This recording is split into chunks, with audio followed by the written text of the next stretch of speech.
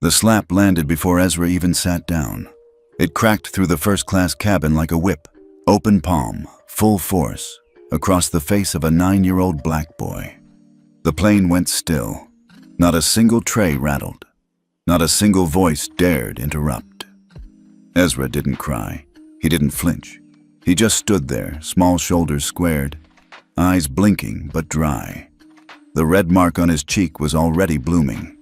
The flight attendant, whose name tag read C. Whitmore, stood over him, her hands still half raised, lips tight with irritation and something colder, something taut. "You don't belong here," she hissed through gritted teeth. "First class is for premium passengers." A few people shifted in their seats. An older white man across the aisle folded his newspaper with a smirk. No one said a word. And Ezra? He didn't say one either. He just reached into the small pocket of his navy blazer, pulled out a black e-reader, and without looking up, tapped it 3 times. Nothing flashy happened. No alarms. No gasps. But 10 minutes later, 3 major airlines would face the largest ethics-driven capital withdrawal in aviation history. And it all started with that slap. If you've ever seen something wrong and said nothing, tell us where you're watching from, because this story is for you. 3 rows back, a woman in a beige cardigan turned to her husband and whispered just loud enough, "See? That's the problem with this generation. They think manners don't apply to them." Ezra heard her. He also heard the sharp ding of the cabin service chime, the low hum of first-class murmurs that came after the impact, but before anyone decided to pretend it hadn't happened. The only person who actually moved was the younger flight attendant, Luis, who had been prepping drinks near the galley. His eyes widened when he saw Ezra, and for a moment, their gazes met. But Luis looked away. Ezra quietly stepped into seat 2A, as printed clearly on his boarding pass. He sat upright, smoothed his slacks, buckled his belt, and set the e-reader on his lap. The sentinel icon in the bottom corner glowed faintly green, like a heartbeat. He tapped the screen once more. Ethic Force Protocol detected. Incident severity, Class 1, immediate bias event. Activate report? Yes. No. He pressed yes. The screen flashed once, then faded back to his book. He closed it, slid it into the pocket in front of him, and stared out the window. Ezra Thompson, age 9, wasn't like other kids his age. Not because he was special, but because he'd been prepared. Prepared by his grandmother, Violet Thompson, a name whispered with respect in boardrooms across aviation, transit, and ethics investing circles. Violet wasn't just Ezra's guardian. She was the founder of the Ethical Motion Fund, a $38 billion force that graded transportation companies on passenger treatment metrics and moved capital accordingly.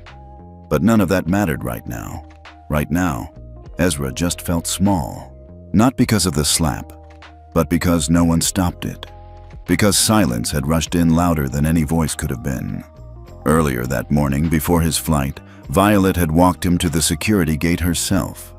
She wore a deep gray coat, long and elegant, and moved with the slow, intentional steps of a woman whose bones had earned every creak.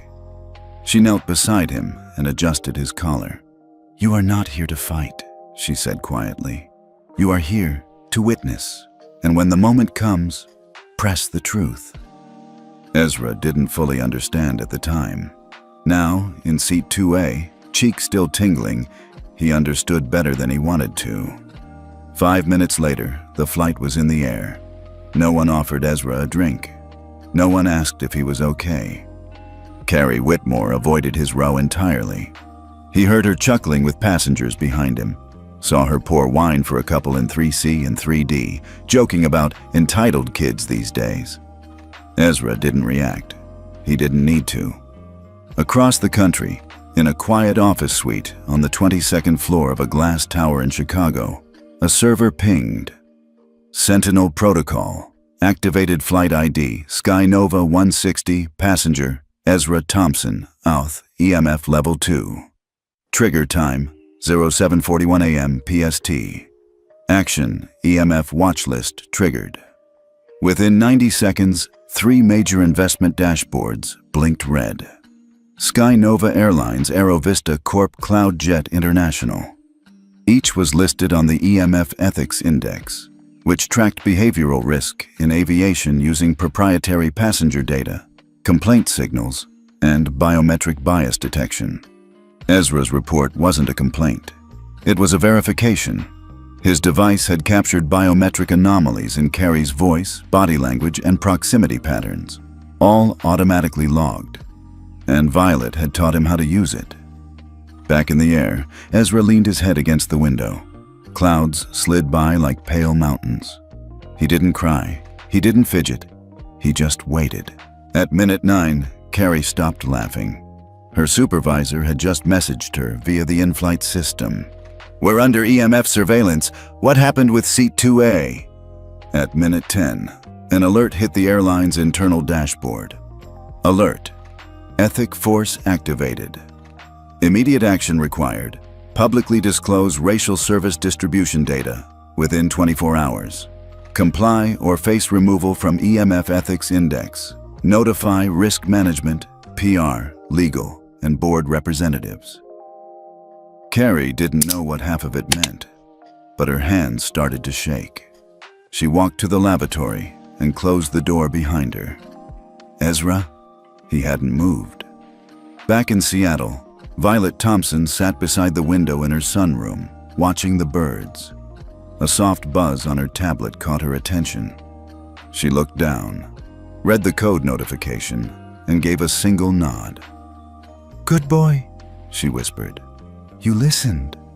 Have you ever seen someone wrong a child and no one said a word?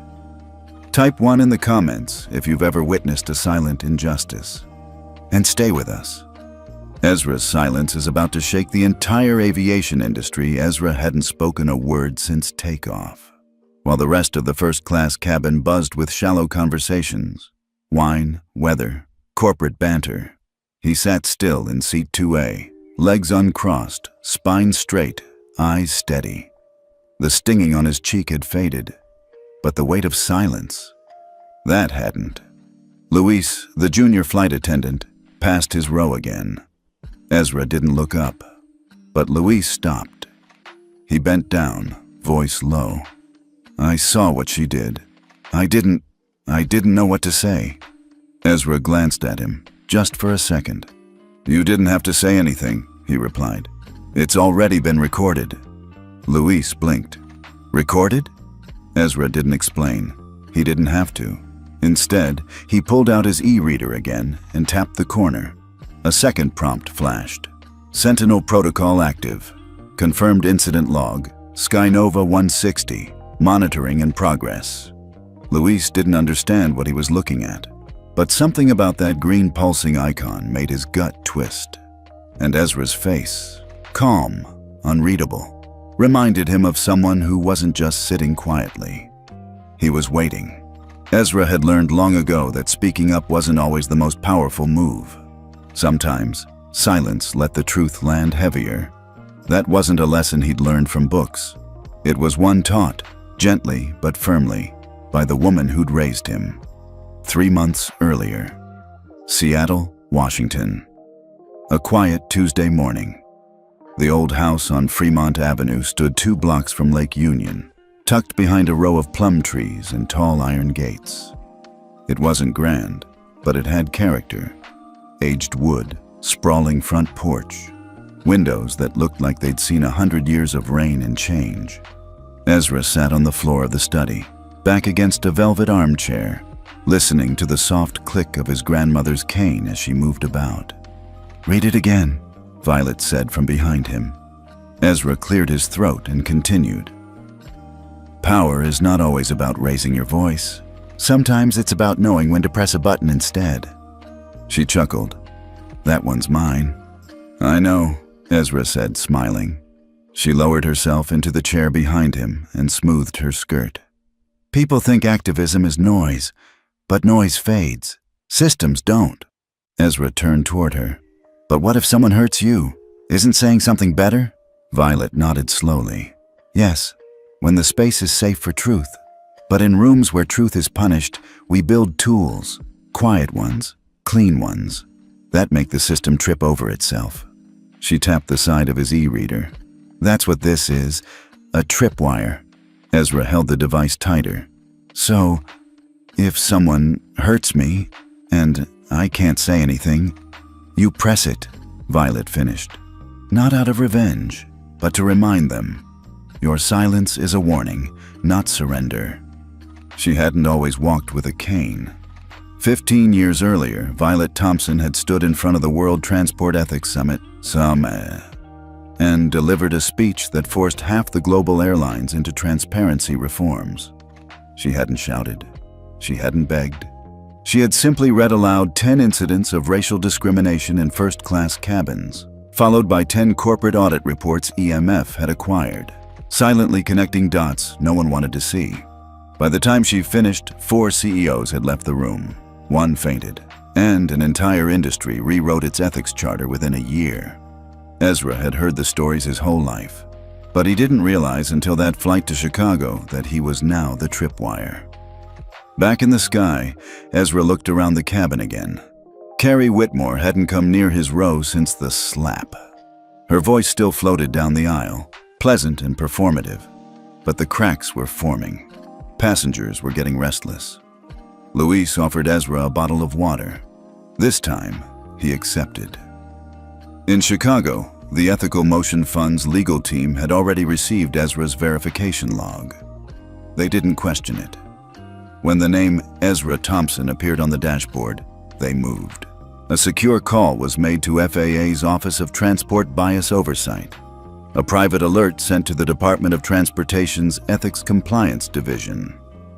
EMF's Global Partner Fund, Faro Equity, which held 1.1 in aviation tech infrastructure, froze all pending credit renewals for SkyNova, AeroVista, and CloudJet. All 3 were now under forced review for ethics non-compliance. Meanwhile, back on Flight 160, a woman in row 1C leaned over toward Ezra. She looked to be in her 60s, pearl earrings, tightly curled silver hair. I saw it happen, she said quietly. You were very brave. Ezra didn't respond right away. Thank you, he said at last. She looked like she wanted to say more, but something about the boy's stillness stopped her. She'd seen children cry before. She'd never seen one sit like this, collected, observant, and already moving the world around him without making a sound. Back at EMF, Violet Thompson's personal email lit up. She was already waiting. She opened the report. 1 glance, 1 exhale. No panic. She forwarded it to 3 senior advisors with 1 line. Do not call the airline yet. Let the protocol speak first. She knew this would trigger an automated 24-hour demand for disclosure of racial service patterns on flights, something SkyNova had been dodging for years. She also knew that refusing would mean complete blacklisting from EMF's ethics index. Once off that list, no public investment partner, US or abroad, could legally finance them under new disclosure laws. And all that, because a boy pressed a button. Carrie Whitmore's phone buzzed in the crew galley. The message was from operations. You've been flagged in a Class 1 incident. Pending ethics review. Do not engage passenger in 2A. Management will follow up post-landing. Her hands started to sweat. She remembered the slap. She remembered how easily it had come, how natural it felt, because no one had ever made her answer for it before. Now, her entire job was hanging in the air. Ezra felt it too. Not guilt, not fear, just the quiet tension of a system finally being forced to look at itself.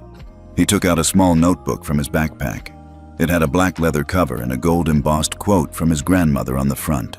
When the world ignores your voice, let them hear your impact. He opened to a blank page and started writing. By the time Flight 160 began its descent into O'Hare, the tremors had already hit the ground. At SkyNova Airlines headquarters, a 6-story glass fortress just outside Denver, the executive floor was in chaos. What had started as a single alert from the Ethics Motion Fund at 8:12 a.m. was now spreading like a virus. Emails unanswered, emergency Zoom calls ringing, and the PR team locked in a war room with nothing but bad options. One passenger, one slap, one report. That's all it took.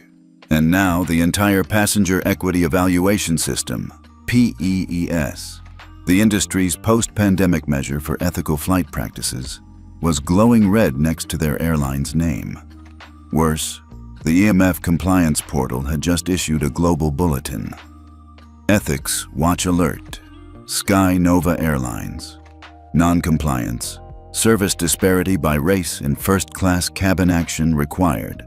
Full transparency report on disaggregated passenger experience data deadline. 24 hours. Failure to comply will trigger index removal plus financial embargo from equity partners. That last line was what made the CEO, Brian Hensley, finally throw his coffee across the room. "It's a kid," he shouted to no one in particular. "A goddamn kid." But the woman seated across the table, Kira Devlin, Sky Nova's general counsel, had no sympathy in her stare. "It's not just the kid," she said. "It's the system. He didn't just file a complaint. He flagged us through Sentinel. That means biometric corroboration. It means they have data, Brian." "Then deny it." "We can't. You signed the ethics charter last year." Brian's face went pale, because she was right. In order to access EMF-aligned capital from North American and EU infrastructure funds, Sky Nova had agreed to binding arbitration for any Class 1 bias event, especially if logged through Sentinel, the platform backed by the Ethical Motion Fund. And Sentinel didn't just measure what happened, it measured how it happened.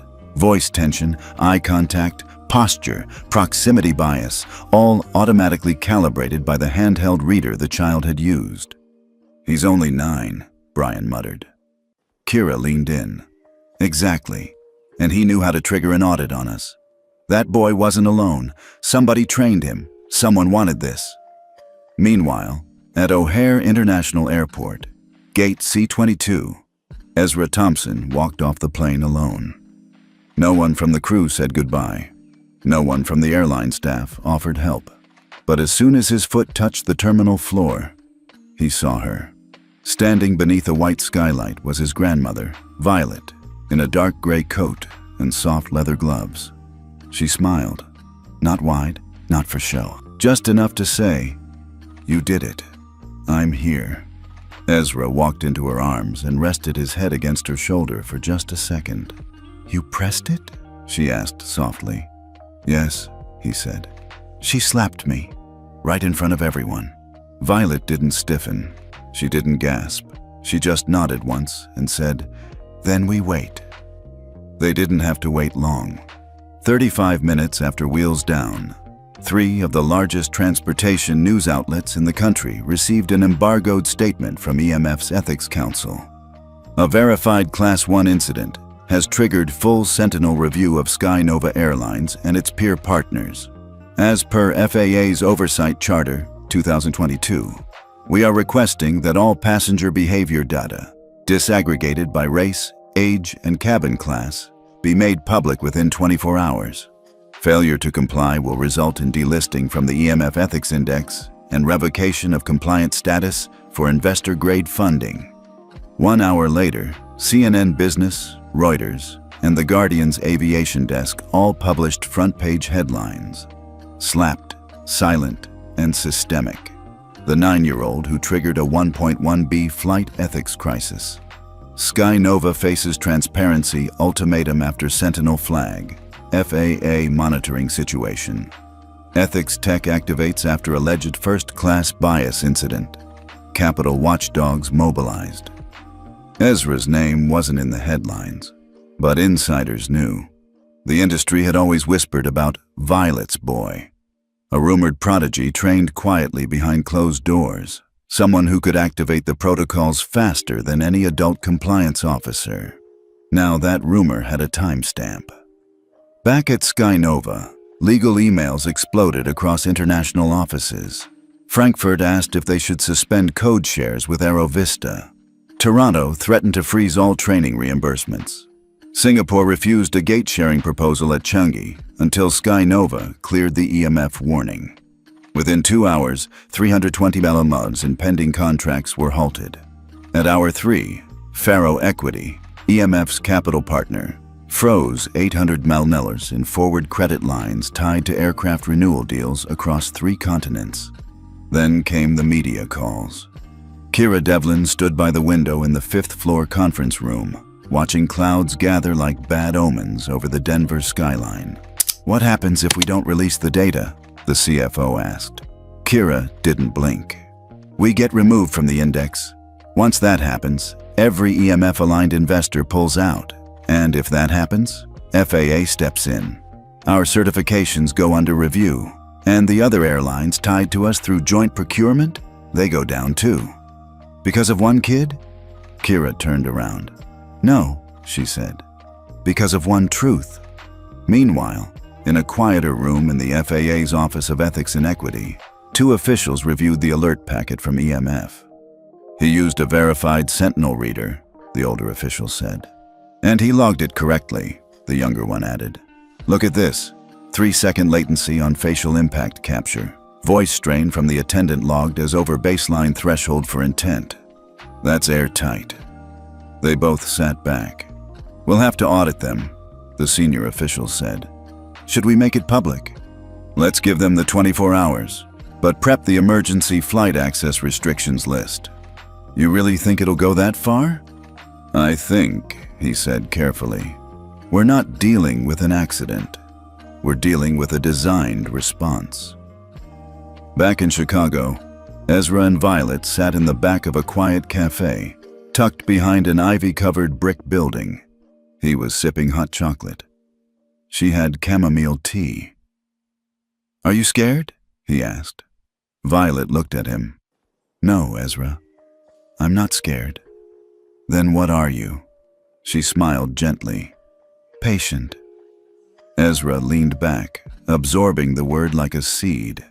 "You did the right thing," she said. "Not by making a scene, but by recording what they thought no one would care about." He nodded slowly. "You didn't slap her back. You didn't yell. You didn't even cry. That's what made it land harder," she added. "Because now, they can't pretend you were the problem." Ezra turned to the window. Outside, a digital screen showed a live ticker of airline stocks.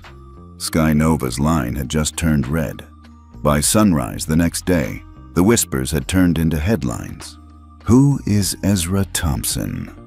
That was the question splashed across every news outlet from CNN to the Washington Post. His name wasn't supposed to leak, but someone inside the ethics data pool had tipped off a reporter, and once that floodgate cracked, the internet did what it always does. Within 4 hours, someone found his 5th grade yearbook photo. 6 hours later, they found his grandmother's LinkedIn, and that's when everything shifted. Because Ezra Thompson wasn't just a black child in first class. He was the grandson of Violet Ellison Thompson, founder of the Sentinel Ethics Framework, the very system Skynova had triggered and underestimated. She'd trained Ezra since he was 4, and the device he'd used? A proprietary reader, not available to the public. It meant he hadn't just reported the slap. He had audited it. And the moment that connection hit airwaves, 3 things happened almost simultaneously. First, the EMF Ethics Index made good on its warning. At 10:04 a.m., Skynova, Ventralinks, and Aerovista were all removed from the EMF Index, pending full compliance investigation. The fallout was immediate. 1.1B in capital was frozen. 2 CEOs announced emergency leaves. 4 major airports suspended gate priority agreements. FAA called a 2 p.m. hearing to discuss industry-wide ethical certification revisions. And suddenly the story wasn't just about one airline. It was about an entire industry and how it had failed to evolve. Second, the public response turned. Where some had originally dismissed the incident as a misunderstanding, now people saw it for what it was. A pattern, finally proven by data. The slap wasn't just a moment.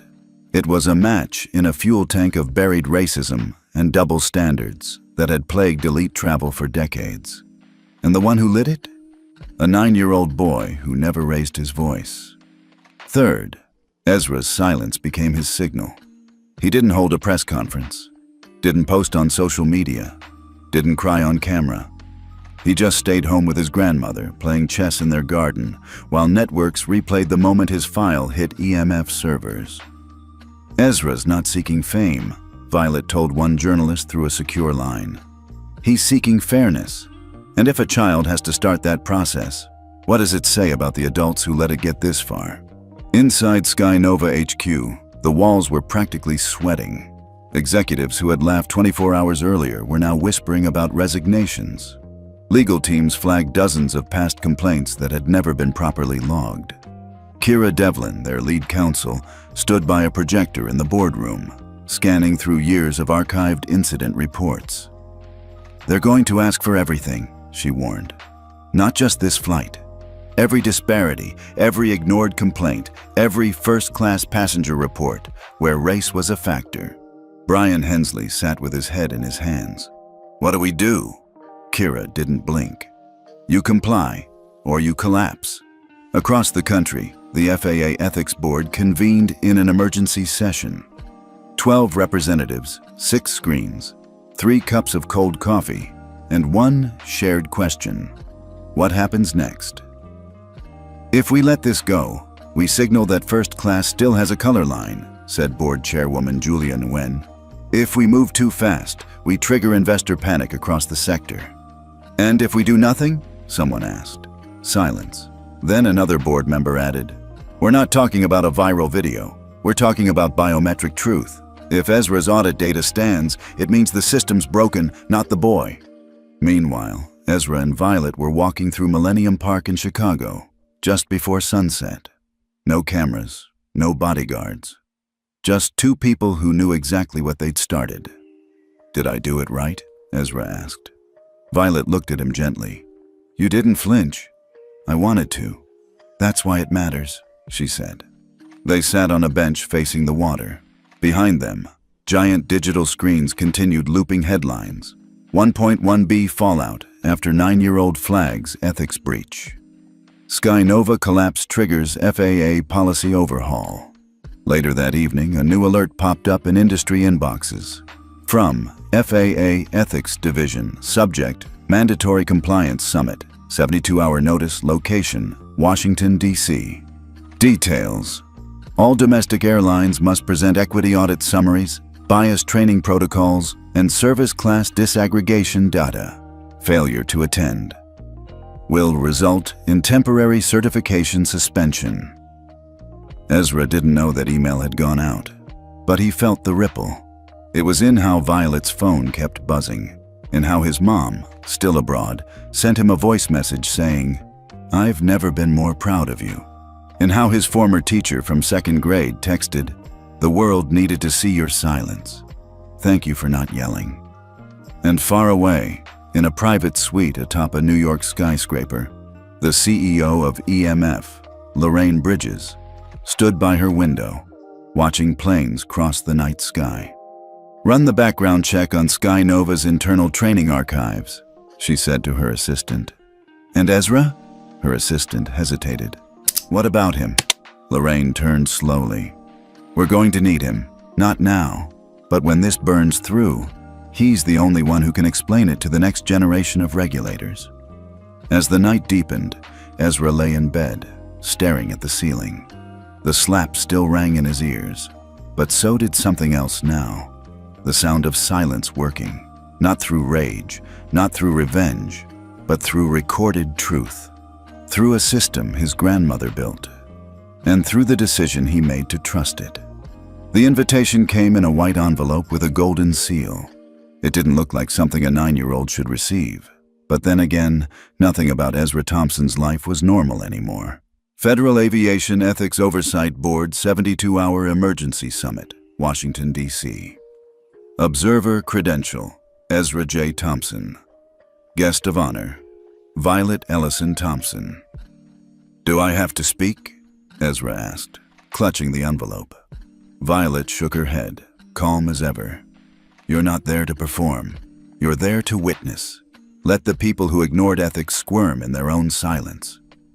The summit was held inside the Wilton Federal Hall, 3 blocks from the Capitol. Security was tight. Press were corralled outside behind velvet ropes. Inside, executives from every major airline sat in stiff-backed chairs, holding binders and sweating through $1,000 suits. Ezra entered the room flanked by Violet and a silent staffer from EMF. He didn't say a word. He didn't need to. At 9:03 a.m., the hearing began. The FAA opened with statistics. In 2024 alone, 63% of first-class service complaints involving black passengers were either unresolved or downgraded in severity. Only 12% of those complaints resulted in training intervention. 0% resulted in personnel termination. Until this week. The room shifted uncomfortably. Then the chairwoman turned. Before we proceed, we acknowledge the presence of a young observer, Mr. Ezra Thompson, whose ethical audit was the catalyst for this hearing. Mr. Thompson, we thank you. Ezra gave a small nod. One clap echoed, then a second. Then the room, reluctantly, applauded. That's when the message came. Violet's phone buzzed. A name flashed across the screen. EMF liaison. Urgent. She stepped out of the room. Downstairs, in a side hall lined with marble columns, 3 men in suits were waiting for her. One introduced himself as Denton Locke, senior counsel for Aerovista's lobbying division. Another, Martin Rhee, represented the National Transportation Syndicate. The third didn't give a name, just a card that said, Strategic Affairs Consultant, Private Sector. They weren't smiling. We have reason to believe the child is being manipulated, Denton said flatly. Violet didn't blink. Martin leaned in. He's a minor. This much press attention, it's not good for him. The third man added, We're not here to threaten. We're here to de-escalate. Let this summit end. Let him go home. Quietly. No more headlines. No more audits. Violet's voice was calm and cool. Is that your offer? Denton gave a tight smile. It's our solution. We'll issue a public apology, donate to EMF, maybe even fund a new ethics program in Ezra's name. She looked at them, amused. You don't want to fund ethics. You want to bury it. No one responded. Then Violet's tone shifted, just slightly. You know the mistake you made? She said softly. You thought silence meant permission. But some silences record, and some report. At that very moment, Ezra's device in his pocket vibrated twice, a silent signal. He glanced at Violet across the room. She nodded once. Back inside the hearing, the FAA chair began the next session. Service Class Bias Evaluation and Transparency Enforcement. It was dry. It was data-heavy. Most execs started zoning out. Except for Brian Hensley, Skynova's CEO. He wasn't watching the slides. He was watching Ezra, and sweating. Then something happened the execs weren't prepared for. The screens blinked. The room dimmed for a moment.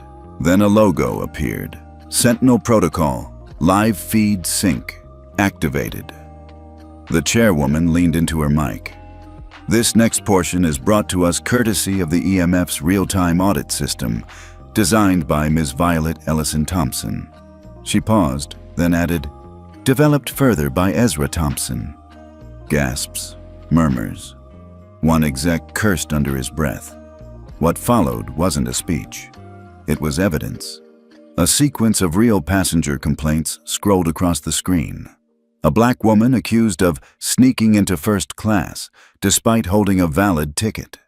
A Latino teen denied water because he looked like he didn't belong.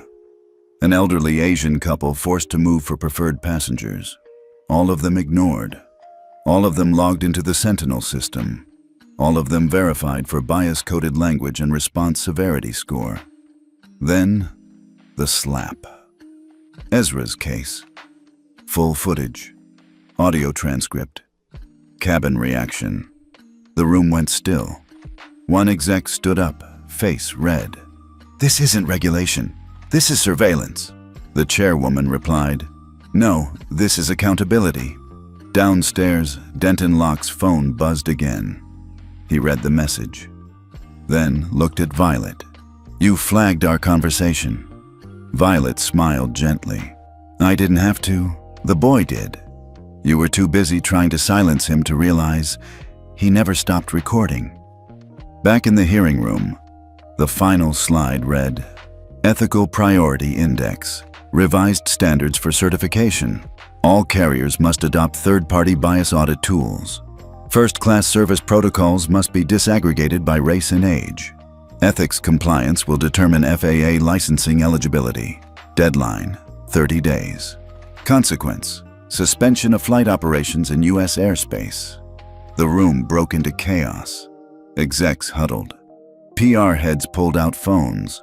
Lobbyists began texting each other frantically. But Ezra? Ezra stood, turned to the chairwoman, and with a voice steady and clear for the first time all day, he said, "Thank you for listening. Most people don't." Then he walked out. That evening, as the sun dipped over the Potomac, Violet and Ezra sat on the hotel rooftop. "You didn't flinch," she said. "I wanted to. That's why it matters." They sat in silence for a moment, watching planes cut across the sky. Ezra broke it. "They tried to buy silence." Violet nodded. "And you gave them something louder." "What?" "A system they can't mute."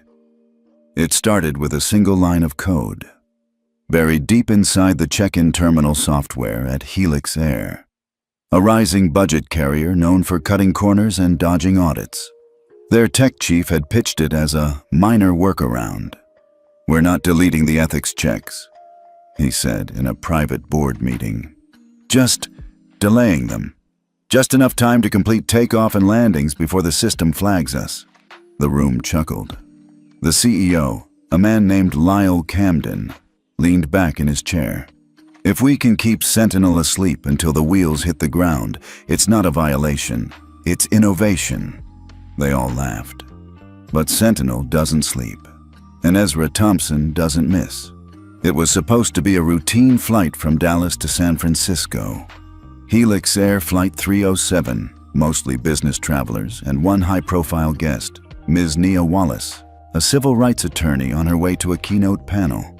Nia had booked first class, but when she scanned her boarding pass, something strange happened.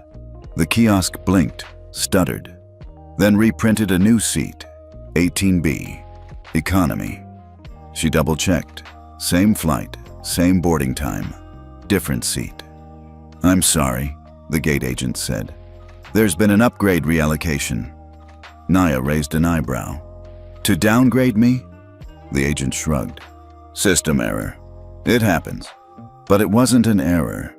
It was the line of code, and it was about to set off something much bigger than a seating mistake.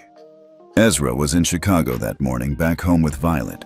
They'd just finished breakfast when his Sentinel interface blinked red.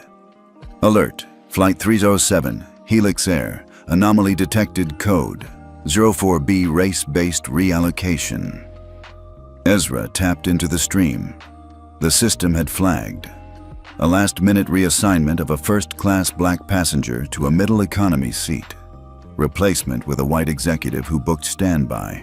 No passenger incident or late check-in justification. Ezra didn't need more than 10 seconds. He reached for the interface. One tap. Sentinel override. Confirmed.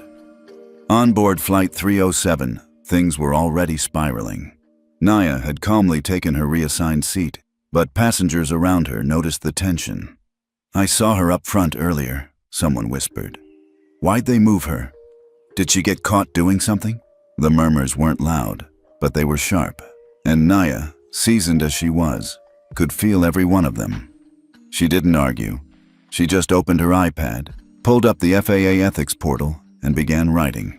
But the report would never be needed, because at 10:27 a.m., 38 minutes into the flight, something unprecedented happened. The captain's voice crackled over the speaker, slower than usual. "Ladies and gentlemen, we've been instructed by air traffic control to divert. We are being rerouted to Denver International for an unscheduled landing." Confused murmurs erupted. What the hell's going on? Ezra knew. So did Violet. Back at EMF headquarters, an alert flashed across internal monitors. Auto enforcement engaged. Sentinel override. 1.6.3 violation. Intentional ethics audit suppression. Airspace. Response. Mandatory grounding protocol initiated. No manual input. No hearing, no press. Just data, verified and cross-referenced, activating real-time consequence. By the time Flight 307 touched down in Denver, FAA agents were waiting at the gate. The captain was escorted off the plane. The gate manager was suspended. Helix Air's entire ethics compliance division was placed under review, and by sunset, the biggest blow landed. Sentinel Ethics Index removed Helix Air from certified operations. Not pending, not under review, removed. No takeoffs, no bookings, no revenue. $400 million in overnight losses. That evening, Ezra sat with Violet on their porch swing. He didn't say much, just stared at the stars above, legs swinging lightly, hands tucked into his sweatshirt. Violet finally spoke. "You could have called them, warned them." Ezra looked over. "Would they have listened?" She shook her head. "Not to your voice, but maybe now they'll listen to your silence." Back in Washington, D.C., airline executives scrambled. The Sentinel system had gone from oversight tool to industry dominator. And worse, a child was its primary operator. Lyle Camden of Helix Air held a press conference the next morning. "We're investigating a technical malfunction. We support equity and inclusion." This was not intentional. The reporters weren't buying it. One asked, "So if it wasn't intentional, why did your system include a command labeled Delay Ethics Trigger?" Lyle froze. Another reporter followed up. "How does it feel to be outwitted by a 9-year-old with a conscience?" Silence. By week's end, 2 more airlines had voluntarily requested Sentinel audits. 3 more signed on to the Passenger Ethics Accord, a transparency pledge created after Ezra's testimony. And the FAA announced the formation of a Youth Oversight Committee, an advisory group that, yes, would include one name at the top, Ezra Thompson. But the boy himself? He remained quiet, never gave a press statement, never posted on social media. He just updated the Sentinel firmware, then got back to his school project on Black inventors in aviation history. When a journalist caught up with Violet outside her home and asked what Ezra thought of the chaos he'd caused, she smiled. "He didn't cause chaos," she said. "He caused consequences." The invitation came wrapped in velvet, sealed with gold foil, and hand-delivered by a man in a tailored suit who refused to give his last name. Ezra didn't open it. He handed it to Violet. She opened it for him. Inside was a single card with silver lettering. "We'd like to license Sentinel. Discretion guaranteed. Compensation negotiable. Archlight Capital Ventures, Global Technology Division." Violet flipped the card. On the back, a number. 8 digits. All zeros but the first 2. "You know what this is?" she asked. Ezra nodded. "They want me to sell it." She paused. "They want to buy your silence." 2 days later, they flew to New York under the pretense of a strategic conversation. Ezra wore his favorite hoodie. Violet wore war paint, her signature lipstick, and the coldest heels in her closet. The meeting took place on the 87th floor of the Orion building, behind a glass table so wide it needed its own echo. The man who greeted them looked like he belonged on magazine covers, sleek, grinning, harmless on the surface. "Ezra," he said warmly, kneeling down. "Big fan. You've done something the world hasn't seen before." Ezra said nothing. The man chuckled. "We're offering you full control. We just want to help you scale it. Globally. Efficiently." Then came the binder. Heavy. Lined with legal jargon. Violet flipped it open. Licensing rights. Exclusive patents. International waivers. Binding silence. One clause read, "All media rights transferred. Future versions require executive pre-approval." She looked up. "So you don't want the system. You want the power to decide who gets protected." The man shrugged. We want to ensure it's used responsibly." Ezra asked softly, "Whose definition of responsible?" Later that night, as they flew back home, Ezra sat by the window. Outside, the sky was black. Inside, Violet was silent, watching him think. Finally, he said, "Do you think it's stupid to say no?" She turned to him. "I think some people build empires just to protect their name. You built something to protect everyone else's." Then she added, "I also think they're too late." Ezra looked at her. She smiled. "I've already mirrored Sentinel. 3 months earlier, before the slap, before the hearing, before the FAA, Violet had anticipated this. She knew what happened to tools of justice once the wrong hands got close. So she had split Sentinel's architecture into 7 encrypted blocks, stored across 3 countries and 2 nonprofit networks. Ezra had access to 1 master key. She had the second. The others? Distributed through the Sky Ethics Coalition, a network of independent watchdog groups that had no idea they held the pieces. That same week, a leak hit the news. A whistleblower inside Archlight revealed documents showing the firm's plan to license Sentinel, strip it of auto enforcement, and repackage it as a consumer-facing data dashboard. No ethics, no flags, just pretty graphs. The public erupted. Hands-off Sentinel trended for 72 hours. When asked for comment, Ezra tweeted just 1 word: "No." Meanwhile, something else was happening quietly in the background. At 4:13 a.m. on a Thursday, Ezra logged into the Shadow Node deployment terminal, a hidden Sentinel mirror Violet had built. He uploaded an update. Sentinel EC version 2.0 launch, now mirrored to 3 continents, 5 ethics watchdog networks, offline audit capability, hard-coded transparency logs. No corporation may overwrite justice. Then he hit send. The reaction was immediate. By noon, 4 airlines issued statements declaring full compliance with Sentinel-X. 2 transportation regulators abroad announced pilot programs. The EU Commission's Ethics Task Force formally requested partnership, and Archlight, they were roasted in hearings and shredded in the media. No one wanted to buy a censored version of justice. Later that week, a woman named Dr. Leona Hargreaves, Director of Global Aviation Policy, flew to Chicago just to speak to Ezra.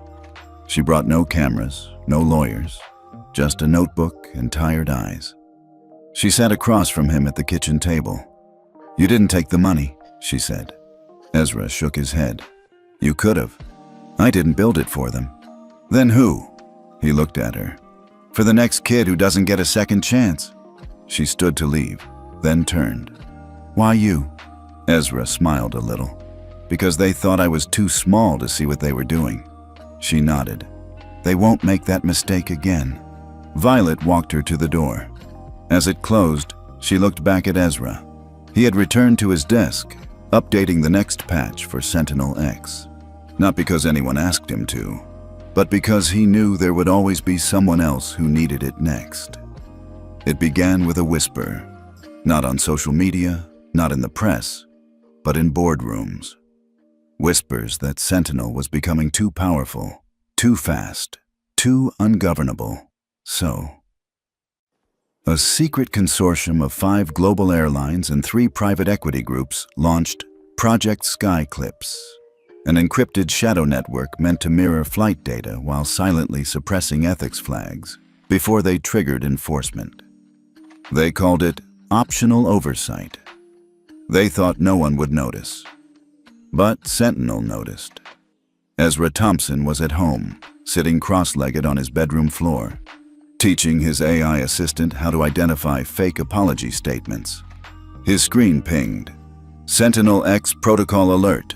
Multiple flight ID ghost signals detected. Potential ethics flag suppression in progress. Ezra stared. The ghost signals were scattered across 5 airlines, 7 flights, all outbound, all scheduled for the next 20 minutes. He opened the encrypted dashboard Violet had built, all systems live, all synchronized, all quiet on the surface. But beneath the calm, the data pulsed unnaturally. Passenger reassignments without cause, crew comments redacted in logs, and worst of all, a child listed as non-viable occupant on a manifest. Ezra's fingers hovered over the keyboard. He whispered, "Not again," and he logged in. 08:32 a.m., LAX Tower. "Captain, Tower's just called. Your flight's been paused." The pilot blinked. Paused? What does that even mean? They said, and I quote, "A sentinel audit has been initiated in mid-airspace corridor 4B. The co-pilot looked up from her tablet. Is that even a real protocol? It was now. 08:34 a.m., Frankfurt Control Center. An entire gate was locked. Gate agents froze as boarding passes began to scan red for Flight 9052. A supervisor ran to the terminal, but before she could issue an override, her screen went black. One line appeared, "Audit in progress, please hold." The same message blinked in Tokyo, Cape Town, Miami, Toronto, and Dubai. 7 planes, 7 countries, 7 pauses. Back in Chicago, Ezra adjusted his headphones. He was reviewing a transcript from a crew member on Flight 721. You know what kind of kid that is. Probably flying on someone else's dime. The file had been manually deleted, but Sentinel doesn't forget, and Ezra had already restored the original. He flagged the crew ID, logged the tail number, marked the audit priority as immediate. He didn't shout, he didn't tweet, he just typed, and across the world, the skies listened. At FAA headquarters, the commissioner was already on his 4th cup of coffee when his comms officer burst in. "Sir, Sentinels locked 7 flights simultaneously. No clearance given. It bypassed standard override." "Who triggered it?" She swallowed. "Ezra Thompson." He didn't even blink. He just said, "Let it run." Media outlets caught wind within the hour. Screens buzzed with headlines. Sky locked down. 7 planes grounded in ethical audit led by 9-year-old. Sentinel boy halts flights across 5 continents. Justice at 30,000 feet. Public support exploded. Hashtags surged. But behind closed doors, the consortium panicked. Project Skyclips had been breached. Worse, it had been exposed without Ezra ever saying a word. By late afternoon, Violet received a message. Encrypted, unsigned. It read, "You just cost us 1.2 in one morning. That child is dangerous. Pull him back, or we will." She showed it to Ezra. He read it, deleted it, then pushed one update to Sentinel. All shadow compliance systems now traceable. Attempt to mask Isio's public disclosure. He turned to Violet. "Let them come. The sky belongs to everyone." By nightfall, FAA launched formal investigations into 3 airlines. 2 CEOs stepped down. Sentinel X downloads spiked 900%, and in an unprecedented move, the International Civil Aviation Organization issued a statement. Sentinel is no longer an experiment. It is now an ethical partner in global airspace. Ezra sat by his window again that night. He didn't look like a hacker. He didn't look like a regulator. Just a boy with a laptop, watching the planes pass overhead. He whispered, "Not one more child." For all the power Ezra held behind a screen, the world still hadn't heard his voice. Until that day. It started quietly. Violet received a personal invitation to attend the Global Aviation Ethics Summit in Geneva.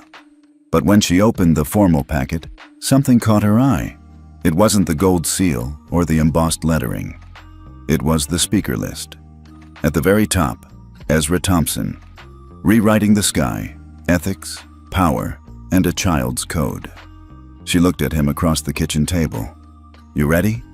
Ezra paused, spoon hovering over a half-melted bowl of cereal. "No," she raised an eyebrow. "But I'll do it anyway." 3 weeks later, Geneva. The room wasn't just full. It was global. CEOs, aviation regulators, government ministers, former presidents, military generals, and Ezra, dressed in a navy blue blazer that barely fit his shoulders, standing behind a podium that towered over him.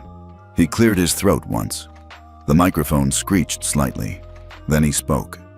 "I didn't build Sentinel to punish anyone. I built it because I got tired of watching kids get hurt and no one being held accountable. I was one of those kids. The slap? That was just a spark. The system responded because the injustice was already everywhere. Some of you think this is a threat to control. I think it's a return to accountability. You can't license justice. You can't buy silence. And you shouldn't be allowed to run the skies if you don't care about the people in them. We're not trying to burn down your airlines. We're trying to make sure no one else gets burned for being born in the wrong seat." The room didn't clap immediately. There was silence. A heavy, raw silence. Then someone stood. A woman in uniform. Mid-50s. Medal on her chest. She saluted. Others followed. One by one, the entire hall stood up for a 9-year-old boy who didn't shout, didn't threaten, didn't beg. He just told the truth. What came next was even more unexpected. A coalition of airline CEOs met in a closed-door session after the summit. By morning, news broke. 9 airlines signed unified ethics charter based on Sentinel protocol. The charter included mandatory ethics training for all flight crews, Sentinel-based passenger behavior review logs, whistleblower protections, annual transparency reports open to public audit. And in bold, at the top of the charter, "This sky belongs to all of us. Discrimination has no altitude." Meanwhile, the CEO of Skynova, the airline where it all started, resigned publicly on live broadcast. Her voice cracked mid-sentence. "We failed. We failed a boy. We failed our passengers. We lost our compass." She took off her badge, handed it to the board chair, and walked out. Ezra didn't celebrate. He didn't post anything. He didn't go on talk shows. He went home and opened his laptop. There were 2,431 new submissions to Sentinel from people all over the world. Flight attendants, airport janitors, mechanics, retired pilots, children. One said, "They told my mom to step aside for a white woman. She cried in the terminal bathroom. I recorded it. Uploading here. I want to help." Another said, "I thought it was normal to be treated like trash because of how I looked. Your system showed me it's not." Ezra read every one. Then he whispered, "Okay," and went to work. In Washington, D.C., something else was happening. The FAA met with a bipartisan committee to review aviation regulation. What started as a policy update turned into a landmark legislation push. The Passenger Justice Act.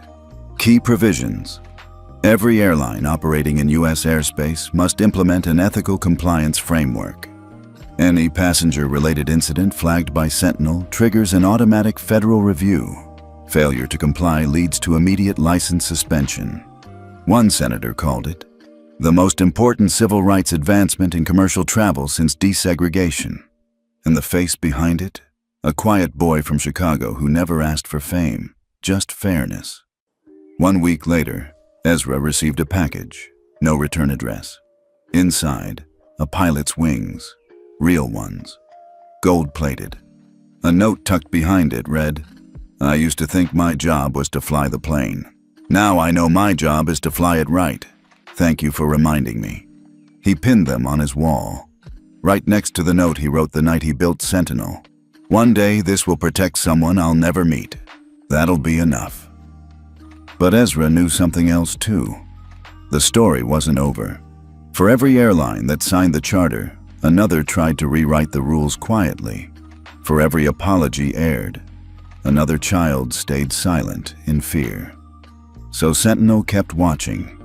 Ezra kept building, Violet kept protecting, and the sky, it started listening better. Tell us where you're watching from, and how this chapter made you feel.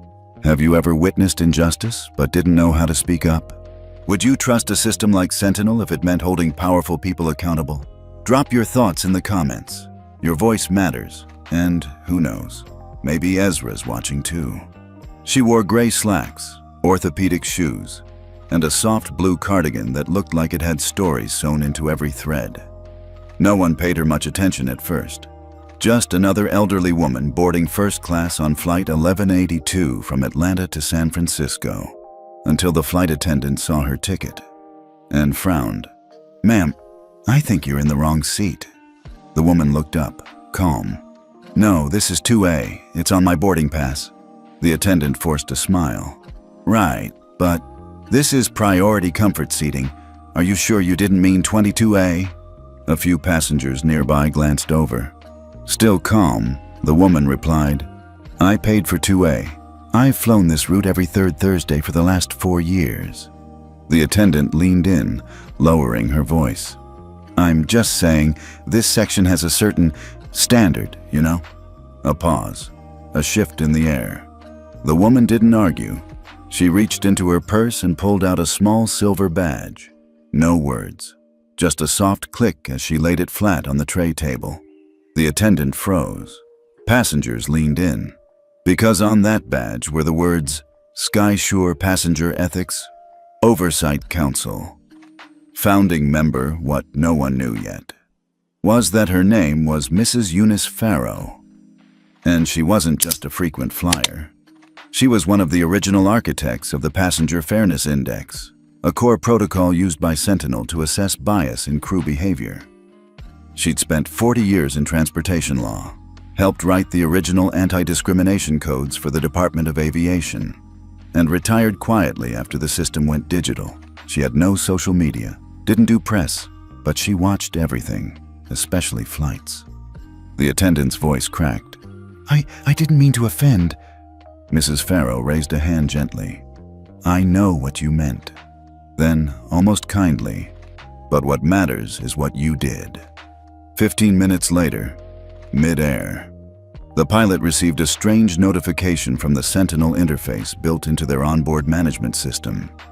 Crew member C127 has triggered a live ethics review. Passenger 2A is a Level 1 verified council authority. Recommendation: immediate compliance with Skyfair protocol. The co-pilot blinked. "I didn't even know it could do that." The captain glanced back toward the cabin. "You just don't mess with someone who writes the rule book." Meanwhile, in Chicago, Ezra got a ping. He didn't recognize the name, but the source was flagged. SkySure Legacy Tier Alert. When he opened the live report, he saw the footage, the words, the tone, the hesitation. He didn't need to interfere, because Sentinel had already sent the data to Airline Compliance Lead's FAA Ethics Division and the airline's in-house review board. The case was logged, public record time-stamped, and the attendant grounded before they even landed. Back in the cabin, Mrs. Farrow sat quietly sipping ginger tea, not out of anger, not out of vengeance, but with the kind of peace that comes from knowing the system finally worked. She didn't yell, she didn't film, she just let the truth surface. When the plane landed, no one made a scene, but there was a quiet murmur, a ripple of respect. Someone whispered, "That's her, the SkySure lady."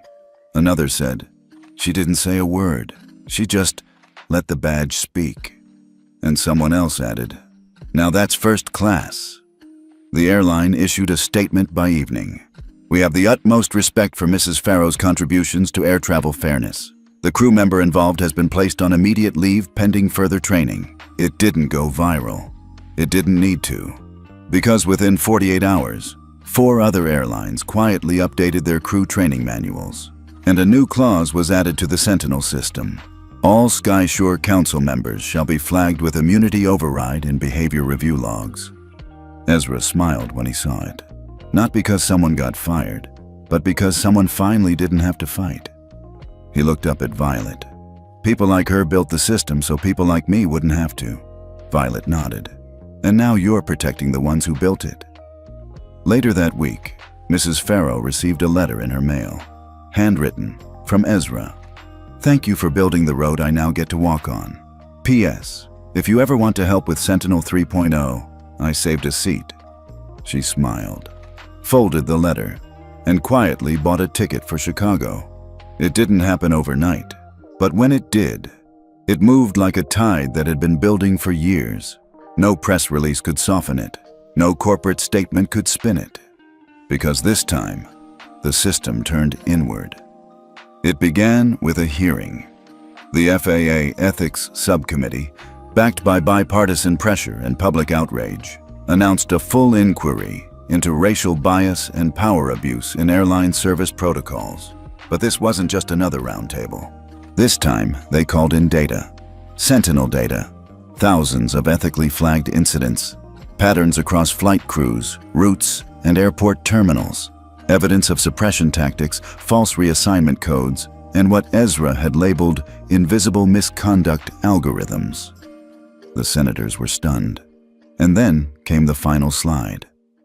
A graph showing systemic bias not only existed, it was digitally embedded in the systems that ran everything from seat upgrades to flight crew reports. Silence filled the chamber. Then, Senator Rachel Holloway leaned forward and said, "So, a 9-year-old's ethics system sees what our entire oversight department missed for decades?" The FAA commissioner didn't blink. He replied, "Yes, and his system doesn't lie." Within 48 hours, the FAA did something unheard of. They issued a national compliance mandate. All U.S. commercial carriers must implement the Passenger Fairness Index, PFI, as part of their operational clearance, effective immediately. Non-compliance will result in suspension of flight certifications within U.S. airspace. The International Civil Aviation Organization, ICAO, followed 2 days later.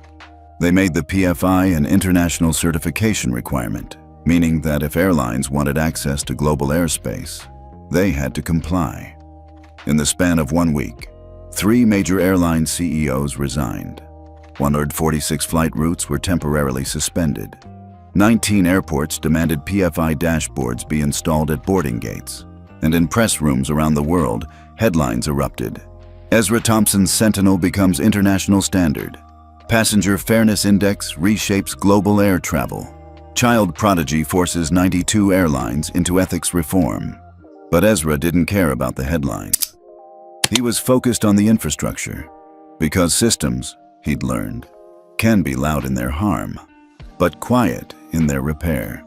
So he launched Sky Mirror, an open-source tool allowing passengers to review ethical ratings of crews, routes, and terminals before flying. And it wasn't just cosmetic. It included verified public audit history, real-time reporting tools, anonymous whistleblower vaults, AI transparency scores for every route. The slogan? Don't just book your seat, know what kind of sky you're flying into. Meanwhile, inside Sentinel's control server, something lit up. A full-page badge, labeled Compliance Achieved. 74% of global fleet now ethics integrated. Ezra stared at the number, then whispered, "We're getting there." Back in D.C., the Department of Transportation issued a rare public apology. In front of dozens of press outlets, the secretary stood behind a clear podium and said, "We failed to protect passengers who looked different, sounded different, or didn't fit into legacy molds. That ends now. The Passenger Fairness Index is no longer optional, it's foundational." Then he stepped aside and introduced Ezra. The boy stood quietly, blazer a little too big, eyes steady. He didn't bring a speech. He brought a scroll. He held it up and unrolled it. It read, "The Flight Justice Charter. Every passenger is a citizen of the sky. Every crew member is accountable to truth, not tradition. Every incident leaves a data trail. Every flight leaves a record, not just of distance, but of dignity." He didn't read it aloud. He just stepped back, and the entire room stood to their feet. By month's end, 118 airlines had signed the charter. A quiet ripple of change spread through training rooms, flight schools, and gate policy checklists. Even cabin crew manuals were rewritten. One slide now began every session. A passenger is not a seat number. A child is not a threat. You are not just crew. You are a guardian of dignity at 35,000 feet. At home, Violet watched it all unfold. She asked Ezra, "Do you realize what you've done?" He shook his head. "I didn't want to do anything big. I just didn't want to get slapped again without anyone caring." That night, planes flew quieter. Not in noise, but in intention. Cabin lights dimmed, doors shut, jetways retracted. But across the system, something new hovered in the data. Accountability. Passenger dignity wasn't just a tagline anymore. It was coded into the air itself. The invitation came in a white envelope. No gold seal. No fancy calligraphy. Just one line typed neatly across the top. "You are hereby nominated for the 2029 Nobel Peace Prize." Ezra stared at it. He didn't move, didn't smile. He just blinked. Across the room, Violet whispered, "Baby, that's real." But Ezra shook his head, slowly. "I didn't do this for peace. I did it because I was scared." Violet walked over and knelt in front of him. And that's exactly why it matters. 1 week later, Chicago O'Hare. Ezra stood at gate A27, the very gate where he was slapped 10 months ago. Same terminal, same carpet, same vending machine humming beside the window. But this time, it was different. There were news crews now, reporters, activists, airline execs, and people, hundreds of people. Not protesting, not shouting, just waiting. Not for Ezra's arrival, but for his flight. Flight 8801, inbound from Zurich. Final leg of the international charter tour, and on it, representatives from 41 airlines, 6 government agencies, and 3 global ethics boards. The last passenger off the plane? Mrs. Eunice Farrow. She stepped onto the jet bridge, flanked by 2 attendants who bowed slightly as she passed. She carried a briefcase.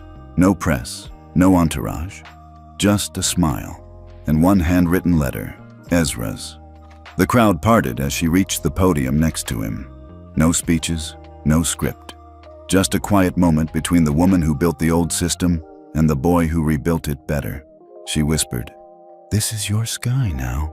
Ezra whispered back, "No, it's ours." Then she handed him the briefcase. Inside, the final draft of the International Passenger Fairness Accord, complete with 193 signatures.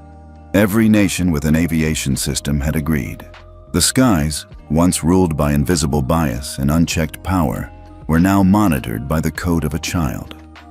A reporter called out, "Ezra, do you have any final words for the public?" He stepped to the mic, looked down, then back up.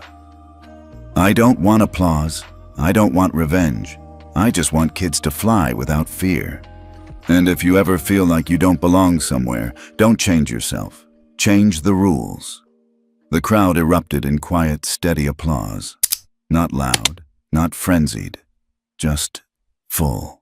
Because the people in that terminal knew they weren't just clapping for a boy. They were clapping for every seat that had once been denied, every voice that had once been dismissed, every parent who'd held back tears because there was nowhere else to go at 30,000 feet. That night, Ezra's room. He sat alone. Laptop open, lines of code glowing softly. The Sentinel dashboard had gone quiet. No live violations, no critical alerts. For the first time since it launched, the map was blue, clear, clean, balanced. He whispered, "We did it." Then clicked one final button. "Lock protocol." A small message popped up. "Sentinel core frozen. No edits, no overrides, no power grabs." He'd removed himself as the system's admin, because real justice, he believed, must live beyond the hands that created it. 2 months later, Nobel Peace Summit, Oslo. He stood beside human rights lawyers, climate activists, and educators. When his name was called, the auditorium went silent. The youngest nominee in history. But he declined the microphone. Instead, he handed the committee a small chip. On it, the full open-source Sentinel code, freely available to any nation or organization willing to build their own systems of fairness. He said only this: "I don't want to be remembered. I want the system to remember you." That same night, global transit systems from India to Iceland downloaded the first Sentinel derivatives, not just for airlines, but for buses, trains, ferries, subways, even school transportation fleets. Because fairness wasn't about altitude, it was about access. And Ezra had taught the world that code could carry more than data. It could carry dignity. Final scene. O'Hare. Gate A27, 1 year later. A child boards a plane with his mom. He's nervous, clutching his teddy bear. They sit in row 2A. A flight attendant walks by, smiles warmly, kneels, offers the boy a cookie. No fuss, no looks, no questions, just kindness. A nearby passenger notices a sticker on the crew's tablet. SkySure verified. Passenger ethics score, A+. The mother breathes easier. The boy laughs. And the plane takes off. No fanfare. Just flight. Epilogue. Ezra never returned to the spotlight. He enrolled in a small school in Vermont, studied philosophy and systems engineering, spent weekends coding with other quiet kids who believed in rules that protected, not controlled. Sometimes, reporters asked where he'd gone. Others tried to track him down. But he stayed off the grid, not to hide, but because he'd already said everything he needed to say.